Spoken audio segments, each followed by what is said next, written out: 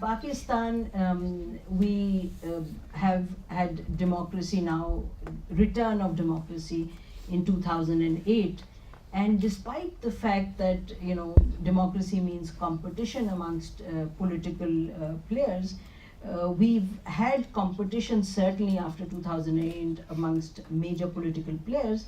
But what we managed to do on the 19th of April, just a few weeks ago, was a very, very major achievement in democracy. We passed what was our parliament through total consensus, passed what is called the 18th Amendment. And what was the 18th Amendment? The 18th Amendment was really taking out from our constitution all those clauses, all those articles that were put into our 1973 constitution, which was made by a democratically elected parliament. Then we had two major dictatorial periods, military dictatorships, first Ziaul Haq and then more recently General Musharraf.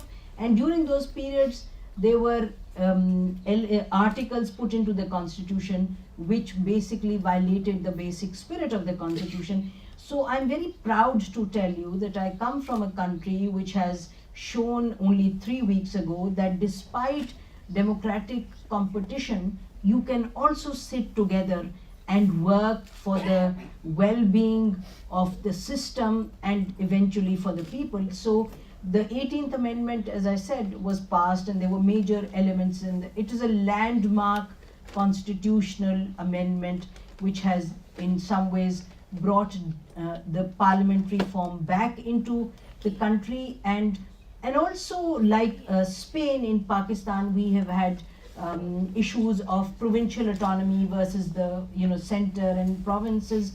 And the 18th Amendment took a major step to constitutionally give the provinces the kind of rights that they had been demanding: financial autonomy, administrative autonomy. We can talk in detail about that. So I thought I'll start with this, share this with you, that there is one level at which we have managed a major achievement since the return of democracy in 2008. And some of the challenges, let me just tell you in terms of, we talked about achievements.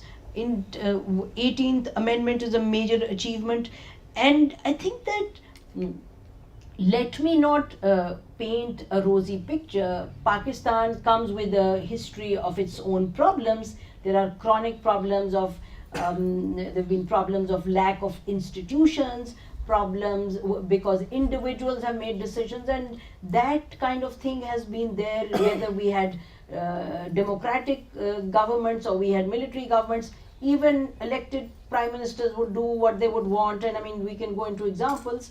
But so we have a history of weak institutions, we have economic problems, we have issues of corruption, of lack of accountability, and indeed terrorism is no small problem. It's a new problem, but it may not be chronic, but it's new and it's big.